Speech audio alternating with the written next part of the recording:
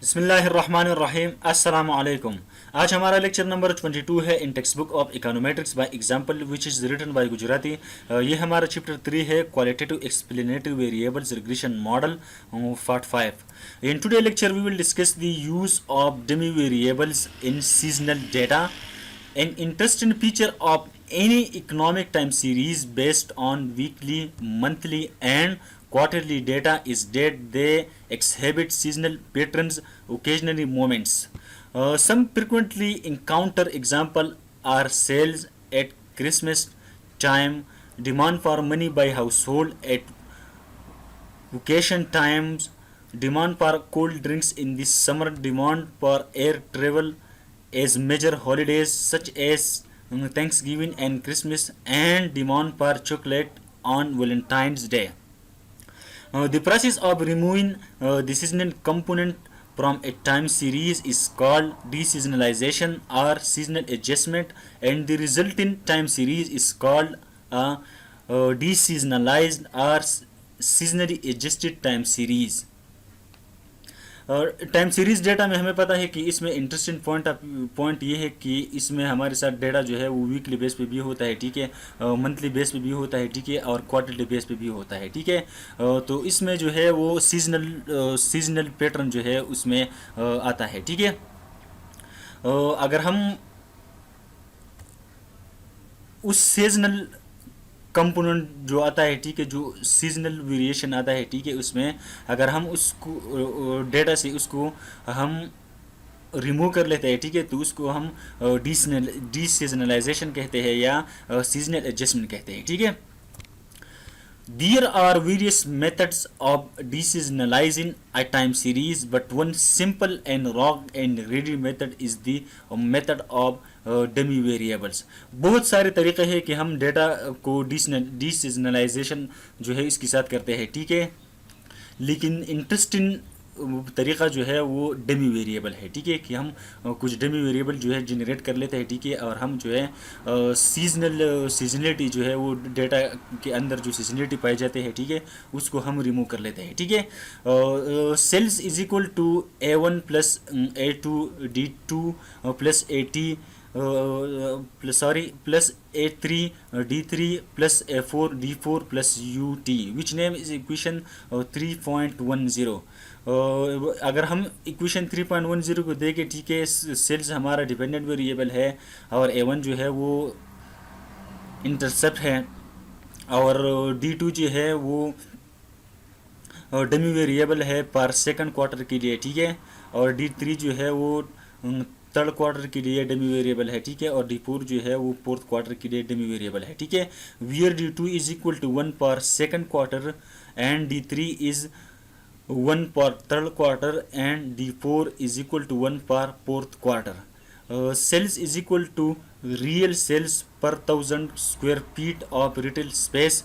Later we will expand this model to include some quantitative regressors. Notice that we are treating the first quarter of the year as the reference quarter. Therefore, A2, A3, and A4 are differential intercept coefficients, showing how the mean sales in the second, third, and fourth quarters differ from the mean sales in the first quarter. A1 is the mean sales value in the first quarter. Also, note that we assume that each quarter is associated with a different season.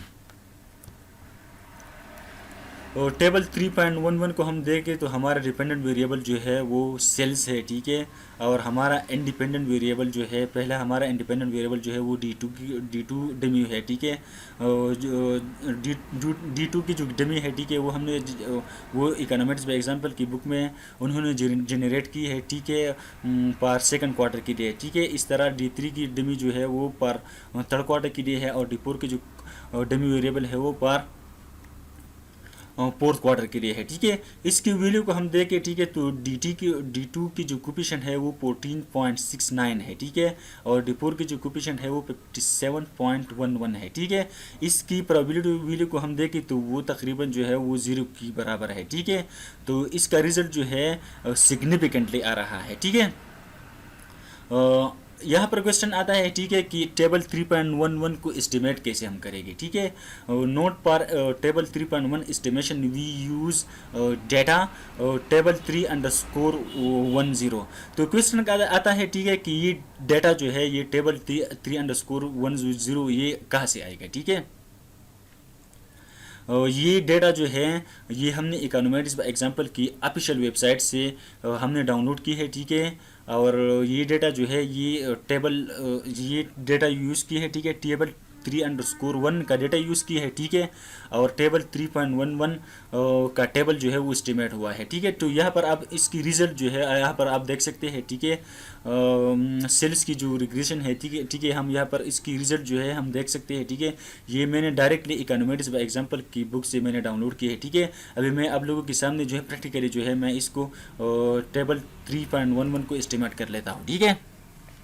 तो सबसे पहले मुझे अपने Excel file पे आना होगा, ठीक है। जो हमने प्रीवियस बुक में प्रीवियस लेक्चर में हमने इकोनॉमिक्स बाय एग्जांपल की बुक से हमने डाउनलोड किया था, ठीक है। तो मैं एक्सेल फाइल पे आ गया, ठीक है। ये डेटा हमने डाउनलोड किया है, ठीक है। एक्सेल फाइल्स पे भी आ गया, ठीक है। तो मैंने टेबल 3_1 का डेटा ओपन कर लिया, ठीक है। चेक कर लेता हूँ कि वेरिएबल मौजूद है कि नहीं जो टेबल 3.1 में शामिल हुआ है, ठीक है। तो यहाँ पर आप देख सकते हैं सेल्स है, ठीक है, जो टेबल 3.11 में यूज़ हुआ है, ठीक है। और D2 है और D3 है और D4 है, ठीक है। तो वही डेटा है, ठीक है, यूज़ हुआ है, ठीक है। तो मैं इसको कट कर लेता हूँ, ठीक है। ओके तो मैं टेबल 3_1 जो है मैं इसको सबसे पहले मैं यूज़ पे आता हूँ, ठीक है। यूज़ को मैंने ओपन कर लिया, ठीक है। यूज़ ओपन करने के बाद मैं टेबल 3_1 को नीचे की तरफ ड्रैग कर लेता हूँ, ठीक है। व्यूज़ के ऊपर मैं उसको ड्रैग कर लेता हूँ, ठीक है। Next next finish no. तो हमारा जो डेटा है एक्सेल फाइल से व्यूज़ में सक्सेसफुल जो है वो इंपोर्ट हो चुका है, ठीक है। तो अब जो है हम टेबल 3.11 जो है वो हम एस्टिमेट कर लेता है, ठीक है। तो हमारा सबसे पहले जो है मैं क्विक पे आ जाता हूँ, ठीक है। इसके बाद मैं एस्टिमेट इक्वेशन पे आ गया, ठीक है। तो सबसे पहले हमारा डिपेंडेंट वेरिएबल जो है वो सेल्स है, ठीक है। सेल्स के बाद मैं स्पेस लगा लूँगा, ठीक है। स्पेस के बाद मैं सी लगाऊंगा, सी का मतलब है कि मुझे इंटरसेप्ट लेनी है, ठीक है। इसके बाद मैं D2 डमी जो है वो अपना पहला इंडिपेंडेंट वेरिएबल सेलेक्ट करूंगा, ठीक है। इसके बाद दूसरा इंडिपेंडेंट वेरिएबल मैं सेलेक्ट करूंगा, ठीक है। और इसके बाद जो है मैं तीसरा अपना इंडिपेंडेंट वेरिएबल जो है वो सेलेक्ट करूंगा, ठीक है। आई रिपीट कि सबसे पहले हमने डिपेंडेंट वेरिएबल लिखनी है, ठीक है। इसके बाद सी लिखनी है, सी का मतलब है हमने इंटरसेप्ट लेनी है, ठीक है। और इसके बाद जो है सी के बाद सारा जो है अपना इंडिपेंडेंट वेरिएबल डालनी है, ठीक है। तो मेरा पहले इंडिपेंडेंट वेरिएबल था D2 था, D3 था और D4 था, ठीक है। इसको मैंने ओके कर लिया, ठीक है। तो जो बुक से मैंने डायरेक्टली जो है कॉपी की थी टेबल 3.11 की रिजल्ट जो मैंने कॉपी की है, ठीक है। और इन दोनों की जो रिजल्ट है वो सेम है। क्यों सेम है? इसलिए सेम है क्योंकि डेटा जो है वो हमने सेम यूज़ की है, ठीक है। अब हम इसकी इंटरप्रिटेशन पे आते हैं, ठीक है। टेबल 3.11 की इंटरप्रिटेशन पे आती है, ठीक है। The results of the regression 3.10 are given in table 3.11. These results show that individually each differential intercept dummy is highly statistically significant as shown by its row value, probability value, ठीक है। यहाँ पर हम देख सकते हैं कि जो डिफरेंशियल इंटरसेप्ट है यहाँ पर हम इसकी वैल्यूज़ को हम देख सकते हैं, ठीक है। इसकी प्रोबेबिलिटी वैल्यू जो है वो 0 के करीब है, ठीक है, 0 है, ठीक है। तो ये हाईली सिग्निफिकेंट आ रहा है, ठीक है।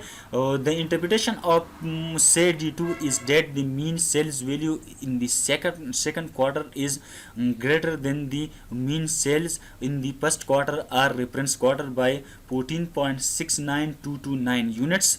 The actual mean sales value in the second quarter is 73.18343 plus 14.69229 is equal to 87.87572।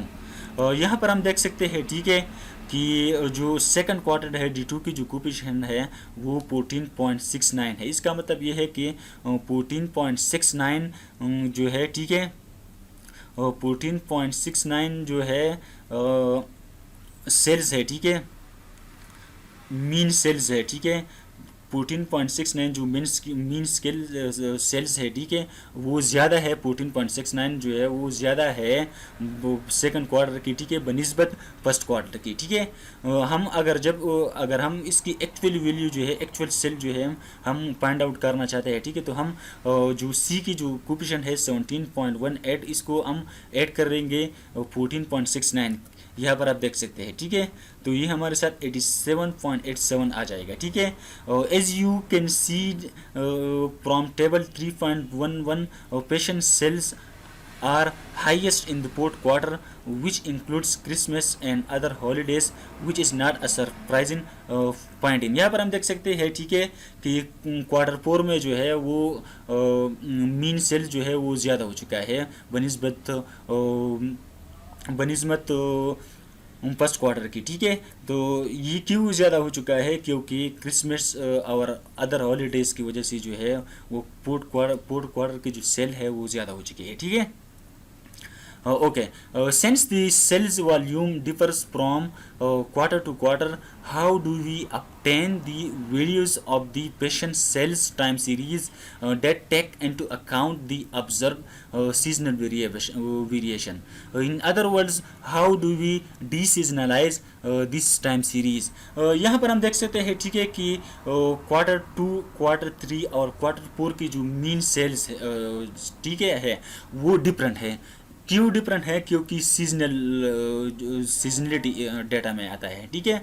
तो क्वेश्चन आता है कि हम इस डेटा से हम इस टाइम सीरीज से हम सीजनलिटी जो है वो कैसे जो है हम ख़त्म करें, ठीक है, हम कैसे रिमूव करें, हम डेटा को टाइम सीरीज को हम कैसे डीसीजनलाइज करें, ठीक है। In order to deseasonalize the sales time series we proceed as follows. अगर हम टाइम सीरीज को डीसीजनलाइज करेंगे, ठीक है, तो हम कुछ रूल जो है वो हम फॉलो करेंगे, ठीक है। फर्स्ट रूल है from the estimated model we obtain the estimated sales values, ठीक है। जो हमने टेबल 3.11 में 3.10 की इक्वेशन जो है वो हमने यहाँ पर एस्टिमेट की है, ठीक है। जब हमने इसको एस्टिमेट की है, ठीक है, यहाँ पर ये मॉडल जो आप देख सकते हैं इसको हमने एस्टिमेट की है, ठीक है। तो इसकी जो वैल्यू है, ठीक है, उसकी जो एस्टिमेटेड वैल्यू है, ठीक है, उसको फाइंड आउट करनी पड़ेगी। ये पहला स्टेप है, ठीक है। मतलब ये है कि ये मॉडल जो है एस्टिमेट हो चुका है, ठीक है। A1 की भी यहाँ पर आप देख सकते हैं कि ये हमारे साथ A1 की कोफिशिएंट आए हैं, यहाँ पर A2 की कोफिशिएंट आए हैं और A3 की कोफिशिएंट आए हैं और A4 की कोफिशिएंट आए हैं, ठीक है। यहाँ पर हम इसको जो है सब्स्टिट्यूट करेंगे, ठीक है, और फिर जो है D2 और D3 और D4 की जो डमी है वो सारा डाटा जो है वो हम इसमें जो है सब्स्टिट्यूट करेंगे, ठीक है। तो हमारा एस्टिमेटेड सेल्स जो है वो आ जाएगा, ठीक है। और दूसरा स्टेप है subtract the estimated sales value from the actual sales volume and obtain the residual. तो सेकंड स्टेप ये है कि हम जो है एक्चुअल सेल से हम एस्टिमेट सेल जो है वो हम जो है माइनस करेंगे, ठीक है। तो हमारा रेजिडुअल बन जाएगा। मतलब ये है कि हमने पहले हमने जो है रिग्रेशन रन करनी है, ठीक है, सेल्स के ऊपर। इसके बाद जो है हमने एस्टिमेटेड सेल्स निकालने हैं, ठीक है। इसके बाद जो है हमने रेजिडुअल निकालने हैं। सेकंड स्टेप में हमने रेजिडुअल निकालने हैं, ठीक है। और तीसरे स्टेप में हमने to the estimated residual we add the sample mean volume of sales which is 98.1236 in the present case. The resultant value are the deseasonalized sales value. We show the calculation in table 3.12. तीसरी step में हम क्या करेंगे, जो residual जो है वो calculate हो जाएगा, ठीक है। जो सेल्स है, एक्चुअल सेल्स है, इसके हम मीन निकालेंगे, ठीक है। इसका मीन जो निकल आया है 98.12 निकल आया है, ठीक है। हम उसके साथ इसको रेजिडुअल के साथ हम जो है 19.112 जो है ऐड करेंगे, ठीक है। तो हमारा एक सीरीज़ बन जाएगा, जो हमारा सीरीज़ होगा डीसीजनलाइज सेल्स होगा, डीसीजनलाइज सेल होगा। इसकी ये जो प्रोसेस है, ठीक है, जो 3 तरीके हमने बताए, ठीक है। इसकी जो सारा आउटकम है, ठीक है, रिजल्ट है वो टेबल 3.12 में हमें दिया गया है, ठीक है। यहाँ पर हम देख सकते हैं, ठीक है, कि यहाँ पर ऑब्जर्वेशन है, यहाँ पर आप देख सकते हैं, ठीक है, कि ऑब्जर्वेशन फ्रॉम स्टार्ट होता है, ठीक है, from 1986 to quarter 1 to from 1992 quarter 4, ठीक है। यहाँ पर हम देख सकते हैं, ठीक है, कि यहाँ पर हमारे साथ सेल्स है, ठीक है। जो एस्टिमेटेड जो एक्चुअल सेल्स है यहाँ पर आप देख सकते हैं, ये हमारे साथ क्या है, एक्चुअल सेल है, जो डेटा जो है टेबल 3_10 में हमें दिया गया है, ये एक्चुअल सेल है। ठीक है, ये हमने सेल्स पारकास्ट यहाँ पर लिखा है, सेल्स एफ। ठीक है, सेल्स पारकास्ट वही है जो हमने एस्टिमेटेड रिग्रेशन जो है यहाँ पर ये एस्टिमेट किया है। ठीक है, और इसमें जो हमने वैल्यूज़ जो है वो हमने कुछ डमी वेरिएबल की जो वैल्यूज़ है वो हमने सब्स्टिट्यूट किया है, और इसकी जो एस्टिमेटेड सेल्स है वो निकल आए हैं, तो उसका नाम है सेल्स पारकास्ट। ठीक है, फिर रेजिडुअल हमने कैलकुलेट किए हैं, जो इकोनॉमिक्स बाय एग्जांपल मैंने जो टेबल 3.12 जो है वो मैंने डायरेक्टली कॉपी की है। ठीक है, तो रेजिडुअल कैसे निकलते हैं, एक्चुअल, ये जो एक्चुअल सेल्स है, इस सेल से हम सेल्फ एप को जो है माइनस करेंगे तो ये हमारा रेजिडुअल बन जाएगा, तो ये एक्चुअल माइनस प्रेडिक्टेड सेल्स। ठीक है, आई रिपीट, मतलब अगर सेल से हम इसको सेल्स एफ को माइनस करेंगे तो ये हमारे साथ रेजिडुअल बन जाएगा। ठीक है, इसके बाद जो है इसके साथ 98.12 जो है हर एक रो के साथ जो है 98.12 जो है इसके साथ ऐड हो जाएगा, तो ये हमारा सेल्स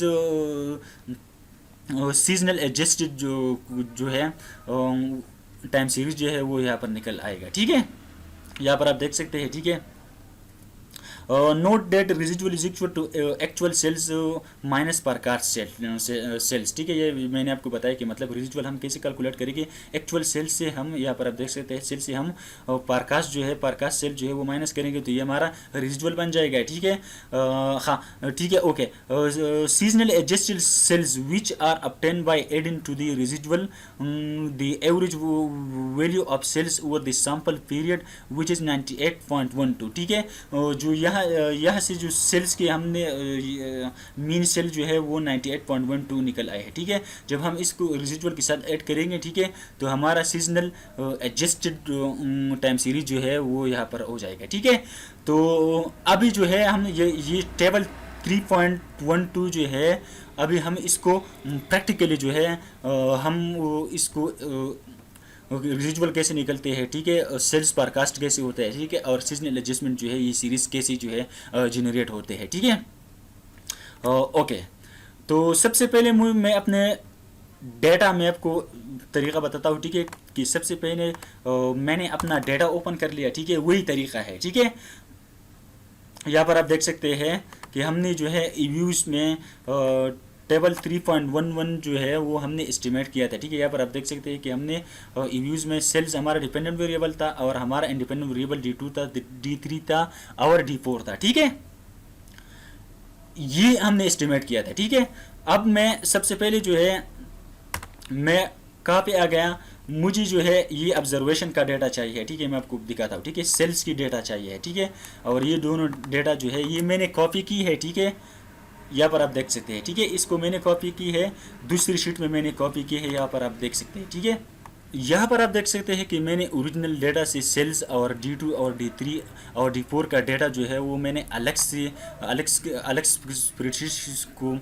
एक्सेल स्प्रेडशीट को मैंने कॉपी की है। ठीक है, यहाँ पर सिंपली आप यहाँ पर देख सकते हो। ठीक है, तो मैं यहाँ पर आप देख सकते हैं। ठीक है, कि हमने ऑलरेडी जो है हमने रिग्रेशन जो है वो रन की है। ठीक है, A1 की जो कोफिशिएंट है यहाँ पर आप देख सकते हैं ये 73.18 है। ठीक है, और यहाँ पर आप देख सकते हैं कि A2 की जो कोफिशिएंट है वो 14.69 है और A3 की जो कोफिशिएंट है वो 27.96 है और A4 की जो कोफिशिएंट है वो 57.11 है। ठीक है, तो मैं यहाँ पर एक्सेल की स्प्रेडशीट पे आ गया। ठीक है, तो सबसे पहले मुझे A1 लिखनी है। ठीक है, A1 जो है वो हमारे साथ क्या है, इज इक्वल टू ये हमारे साथ है, यहाँ पर आप देख सकते हैं कि A1 जो है 73.18। ठीक है, 73.18। ठीक है, यहाँ पर आप देख सकते हैं। तो मैंने इसको नीचे की तरफ जो है वो मैंने ड्रैग कर लिया। ठीक है,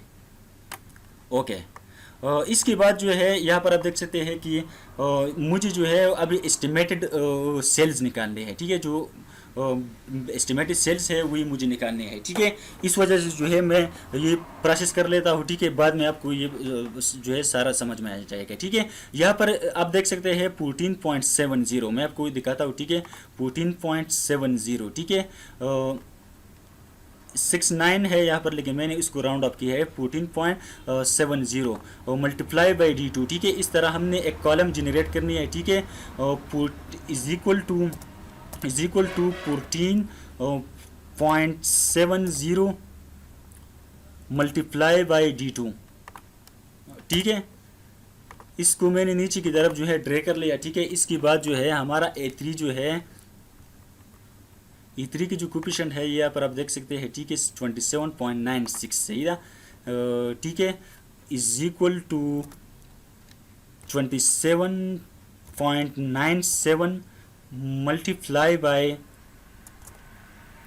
D3, यहाँ पर आप देख सकते हैं। ठीक है, इसको हमने सिंपली जो है मल्टीप्लाई की है। ठीक है, इस तरह A4 की कोफिशिएंट भी आप देख सकते हो। ठीक है, यहाँ पर 57.11 यहाँ पर आप देख सकते हो। ठीक है, और मैंने राउंड अप की है 57.12। ठीक है, तो यहाँ पर हम मैं इज इक्वल टू कमांड लगाता था। ठीक है, 57.12 मल्टीप्लाई बाय, यहाँ पर आप देख सकते हैं। ठीक है, D4। ठीक है, इसको भी मैंने नीचे की तरफ जो है ड्रैग कर लिया। ठीक है, यहाँ पर आप देख सकते हैं। ठीक है, कि हमारा एस्टिमेटेड इक्वेशन जो है वो एक A1 जो है वो हमारे साथ 73.18 है प्लस 14.70 D2 इसके साथ मल्टीप्लाई पे है। ठीक है, तो यहाँ पर मैंने प्रोसेस किया है। ठीक है, plus 27.97 D3 plus 57.12 D4 is equal to, ये हमारा क्या बन गया, सेल्स एफ है, मतलब सेल्स परकास्ट जो एस्टिमेटेड सेल्स है। ठीक है, ये हमारे साथ एस्टिमेटेड सेल्स है। ठीक है, इसको इन 4 कॉलम को मैं सम कर लेता हूँ। ठीक है, तो ये हमारे साथ एस्टिमेटेड सेल्स बन जाएगा, या हम पारकास्ट सेल भी हम इसको कह सकते हैं। तो मैंने कमांड लगाया इज इक्वल टू सम का कमांड लगाया। ठीक है, इसके बाद मैंने A1 की कॉलम को मैंने जो है इसके साथ ऐड किया। ठीक है, इसके बाद मैंने H की कॉलम जो है इसके साथ ऐड किया। इसके बाद मैंने I का कॉलम इसके साथ ऐड किया। ठीक है, इसके बाद मैंने J की कॉलम जो है इसके साथ ऐड, इसको मैंने इंटर कर दिया। ठीक है, तो ये भी हमने जो है नीचे की तरफ हमने ड्रैग कर दिया। ठीक है, ओके। और इसके बाद हम रेजिडुअल निकालते हैं। रेजिडुअल का फार्मूला है एक्चुअल सेल्स माइनस पारकास्ट सेल, यहाँ पर आप देख सकते हैं। ठीक है, आई रिपीट, एक रेजिडुअल का फार्मूला है एक्चुअल सेल्स माइनस सेल्स पारकास्ट। ठीक है, यहाँ पर हम देख सकते हैं मैंने कमांड लगाया is equal to actual sales हमारे साथ कहाँ पर है, एक्चुअल सेल्स वही है जो गिवन है हमारे साथ। ठीक है, जो रियल डेटा है। ठीक है, यहाँ पर इसको मैंने सेलेक्ट कर दिया। इसके बाद मैंने माइनस लगाया। ठीक है, और जो हमने पारकास्ट की है, ये अभी हमने पारकास्ट किया, मैंने इसको सेलेक्ट कर दिया। इसके बाद मैंने ओके कर लिया। ठीक है, यहाँ पर आप देख सकते हैं। ठीक है, जो इसको मैं डबल क्लिक कर लेता हूँ तो ये भी नीचे की तरफ जो है वो ड्रैग हो गए। ठीक है, आई रिपीट। ठीक है, मैं आपको दोबारा जो है इसको रिपीट कर लेता हूँ। ठीक है, यहाँ पर आप देख सकते हैं कि हमने जो है ये डेटा हमने उधर डेटा फाइल जो है टेबल 3.1 से हमने डायरेक्टली कॉपी किया। ठीक है, यहाँ पर हमने A1 की कोफिशिएंट जो हमने टेबल 3.11 में एस्टिमेट की है। ठीक है, A1 की कोफिशिएंट मैंने यहाँ पर लिखी है। ठीक है, यहाँ पर हमने A2 मल्टीप्लाई बाई D2 की वेरिएबल जो है यहाँ पर हमने सब्स्टिट्यूट की है। ठीक है, इसके साथ ज़रब की है, मल्टीप्लाई किया है। ठीक है, यहाँ पर हमने A3 की जो कोफिशिएंट है वो 27.97 है। इसको हमने D3 के साथ D3 की जो डमी वेरिएबल है इसके साथ हमने मल्टीप्लाई किया है ये। ठीक है, इस तरह A4 की जो कोफिशिएंट है वो 57.12 है। ठीक है, इसको हमने D4 के साथ हमने मल्टीप्लाई की है। ठीक है, जब हम इसको इन चारों कॉलम को हम ऐड करने के बाद जो है हमारा एस्टिमेटेड सेल जो है ये बन गया है। ठीक है, दूसरा स्टेप जो है वो हमने रेजिडुअल फाइंड आउट की। ठीक है, पहला स्टेप ये था कि हम एस्टिमेटेड सेल्स को निकालें। ठीक है, दूसरा स्टेप ये था कि हम एस्टिमेटेड रेजिडुअल को निकालेंगे। रेजिडुअल का फार्मूला है actual sales minus estimated sales या पारकास्टेड सेल है। ठीक है, और तीसरा स्टेप जो आता है हमने अभी जो है सीजनल एडजस्टेड टाइम सीरीज निकालनी है। ठीक है, तो इसका तरीका क्या है कि सबसे रेजिडुअल के साथ हम जो है एवरेज सेल जो है वो हम ऐड करेंगे। ठीक है, तो यहाँ पर आप देख सकते हैं एक्चुअल सेल जो है यहाँ पर ये है, इसकी हम जो है एवरेज लेते हैं। ठीक है, मैंने ऑलरेडी यहाँ पर ली है। ठीक है, एवरेज का कमांड मैंने लगाया है, यहाँ पर आप देख सकते हैं, ठीक है। यहाँ पर आप देख सकते हैं मैंने एवरेज का कमांड लगाया है, ठीक है, और इसको सेलेक्ट किया है, ठीक है। तो इसका एवरेज जो है वो एक्चुअल सेल का एवरेज जो है वो 98.12 निकल आया है, ठीक है। इसको हम रेजिजुअल के साथ ऐड करेंगे, ठीक है। यहाँ पर आप देख सकते हैं, मैं अभी आप लोगों के साथ सामने कर लेता हूँ, ठीक है। तो residual is equal to, residual को मैंने सेलेक्ट कर दिया, ठीक है। इसके बाद मैंने प्लस का लिखा, ठीक है। इसके बाद मैंने 98.10 लिखा और इसको मैंने इंटर कर लिया, ठीक है। और इस फिर मैंने डबल इंटर कर दिया, ठीक है। तो यहाँ पर आप देख सकते हैं कि हमारा सीजनल एडजस्टेड जो टेबल 3.12 में इस इकोनॉमेटिक्स बाय एग्जांपल ने जो फाइंड आउट किया है, ठीक है, वो हमने एक्सेल फाइल में आप लोगों के सामने मैंने इस जो है फाइंड आउट की है। यहाँ पर आप देख सकते हैं, ठीक है, सीजनल एडजस्टमेंट, ठीक है। यहाँ पर आप देखो इसकी वैल्यू जो है वो 78.654 है, ठीक है। तो मैं आपको जो है वो चेक करने के लिए आपके सामने जो है यहाँ पर आपको दिखाता हूँ, ठीक है, जो हमने अभी जो है वो एस्टिमेट किए है।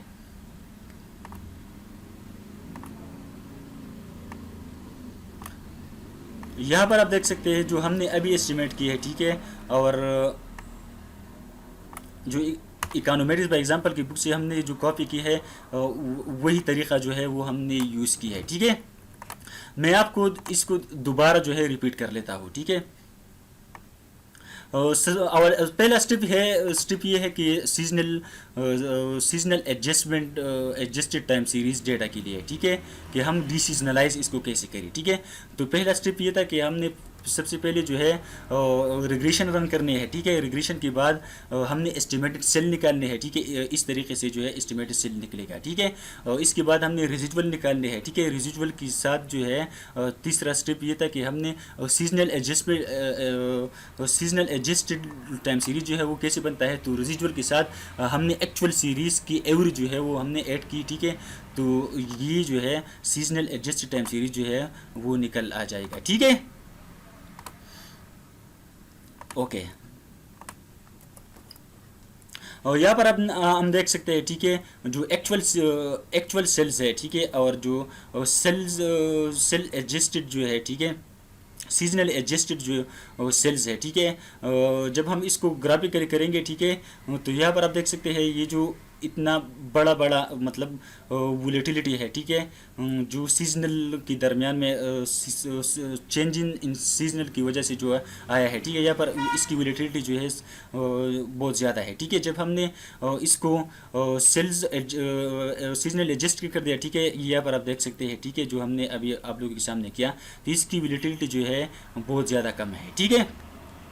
और इन फिगर 3.3 यहाँ पर आप देख सकते हैं figure 3.3 shows the actual and adjusted pressure cells. As you can see from this figure, the seasonally adjusted cell series is much smoother than the original series. यहाँ पर हम देख सकते हैं कि seasonal adjustment series जो है बहुत smoother है than actual series, ठीक है। Since this seasonal factor has been removed from the adjusted cells series, the ups and down in the adjusted series may reflect the cyclical trend and random components that may exist in the series. From the retailer point of view, knowledge of seasonal factor is important as it enables them to plan their inventory according to the season. This also helps manufacturer to plan their production schedule. Thanks for watching my video. Please subscribe to my YouTube channel. Thank you. Allah.